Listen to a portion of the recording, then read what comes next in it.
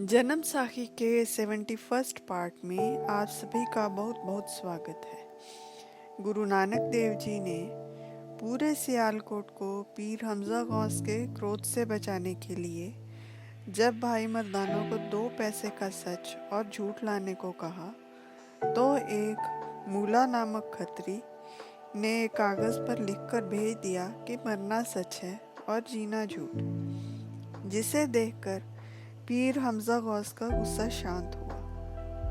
पूरी कथा सुनने के लिए आप पार्ट 70 एक आने का सच एक आने का झूठ देख सकते हैं। इस वीडियो में उसके आगे की कथा है।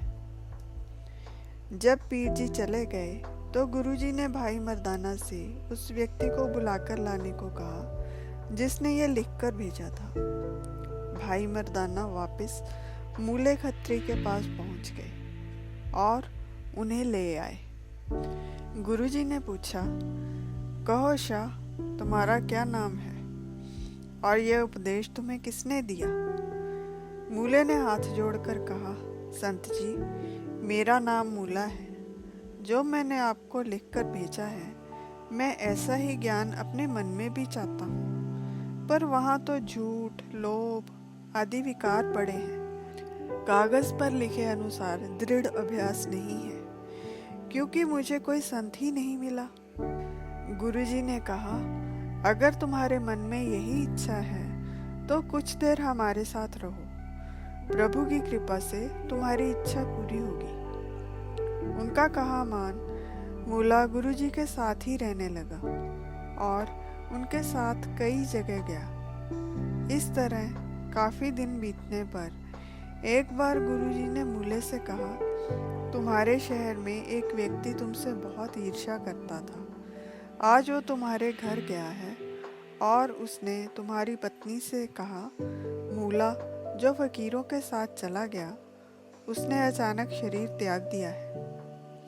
यह सुनकर तुम्हारी पत्नी ने चिता जला ली है और उसमें सती होने के लिए हाथ में नारियल पकड़ लिया है। जाओ, जाकर उससे बचाओ। अगर तुम्हारे मन में दृढ़ वैराग आ गया है तो हमारे संग का मोह छोड़ो। यह सुनकर मूला बहुत उदास हो गया और कहने लगा, मैं तो अपने घर से बहुत दूर हूँ, अब उसके पास कैसे पहुँचूँ? वहाँ पहुँचने में तो बहुत दिन लग जाएंगे और मेरी पत्नी तो एक पहर में ही जलकर राख हो जाएगी। अब मैं आपकी शरण में हूँ, आप तो सभी प्रकार से समर्थ हो, आप ही मुझे वहां पहुंचाओ ताकि मेरी पत्नी की रक्षा हो सके। गुरुजी मुस्कुराए और बोले, आंखें बंद करो। मूले ने वैसा ही किया और जब आंखें खोली तो वह अपने घर में था। उसने तुरंत अपनी पत्नी को जलने से बचाया। उसके बाद वह वहीं रहकर पहले की तरह ही घर के काम करने लगा। एक बार गुरुजी कई और जगह यात्रा करते हुए फिर से सियालकोट आए। उन्होंने भाई बाला से कहा, बाला, इस शहर में हमारा एक मूला नामक पुराना मित्र है जो हमारे साथ पहले गया था। उसका घर यही है। मेरा मन उसको मिलने का है, चलो उसे मिल आए। और वे तीनों मूला खत्री के घर पहुंच गए। मूले की पत्नी ने जब संतों को देखा, वह तुरंत अंदर गई और अपने पति से बोली, जिन संतों के साथ तुम पहले चले गए थे वही द्वार पर खड़े हैं, जल्दी से छिप जाओ, नहीं तो तुम्हें फिर से साथ ले जाएंगे और उनके साथ जंगलों में भटकते ही तुम्हारी मृत्यु न हो जाए। हालांकि गुरुजी के साथ के कारण मूला प्रभु को जानता था, फिर भी पत्नी के कहने पर उसकी मत मारी गई और घर के पीछे एक कमरे में, जहाँ सूखे गांव में पड़े हुए थे और बहुत अंधेरा था, वहां जाकर छुप गया। इधर गुरु नानक देव जी उसे मूले मूले कह के आवाज लगा रहे थे। उनकी आवाज सुन मूले की पत्नी उनके सामने आई और कहा, जिसे आप पुकार रहे हैं वह घर में नहीं है, पास के गांव में किसी काम से गए हैं। गुरुजी तो अंतर्यामी थे। वह बोले, मूला, हम तो तुमसे मिलने आए थे और तुम घर में छुप गए। क्या तुम वही हो जिसने लिखकर भेजा था कि मरना सच है और जीना झूठ? पर तुमने इसे समझा नहीं और पत्नी के कहने पर घर में ही पीछे चले गए। फिर उन्होंने एक श्लोक बोला जो अंग 1412 पर अंकित है। नाल किराड़ा दोस्ती कूड़े कूड़ी पाए, मरण न जाने मूल्या आवे किते थाए। अर्थात जो झूठ के संग दोस्ती करता है वह झूठ ही पाता है। ओ मूले, कोई नहीं जानता मौत कहाँ आ जाए। इतना कहकर गुरुजी वहाँ से चले गए।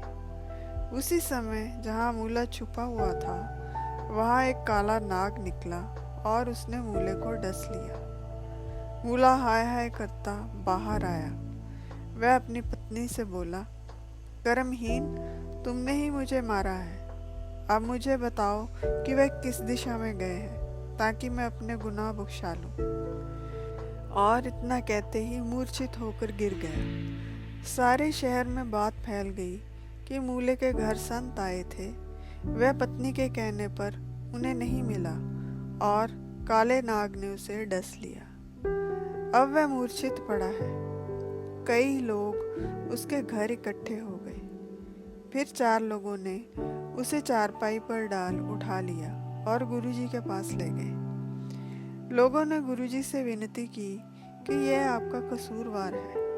आप तो दयालु हो, कृपा कर इसे बख्श दो और जिंदा कर दो। गुरुजी बोले, इसको तो करड़ी मार पड़ी है, अब मैं इसे नहीं बचा सकता। परंतु आगे वरदान देते हैं कि इसने अंत समय में जो दर्शन पाए हैं उसका फल यह होगा कि जब हम 10वां जामा पहनेंगे तब उसे जन्म मरण के चक्कर से मुक्त करेंगे। तब तक यह सूअर, हिरन, खरगोश आदि की देहों में बार बार आएगा। अब इसे घर ले जाओ। सभी लोगों ने मूले को उठाया और वापस घर ले आए। वहां पहुंचते ही उसकी मृत्यु हो गई। गुरुजी ने एक रात वहां बिताई और मूले का अंतिम संस्कार करवाया। फिर वहां के लोगों की विनती पर उन्हें नामदान और उपदेश देकर वहां से चले गए। अब भाई मूला कई देहों में विचरता हुआ एक बार खरगोश के शरीर में आया तो 10वें गुरु गोबिंद सिंह जी ने उसका अपने तीर से शिकार किया, जिसका स्पर्श पाकर उसे मुक्ति प्राप्त हुई। यह स्थान श्री हजूर साहिब से 6 किलोमीटर की दूरी पर है और वहाँ गुरुद्वारा शिकार घाट स्थित है। आज के लिए इतना ही। फिर मिलेंगे एक नई वीडियो के साथ। तब तक के लिए विदा।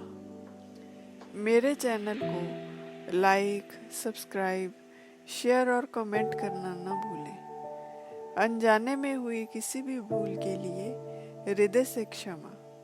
और मेरी इस वीडियो को अपना अमूल्य समय देने के लिए आप सभी का बहुत बहुत धन्यवाद।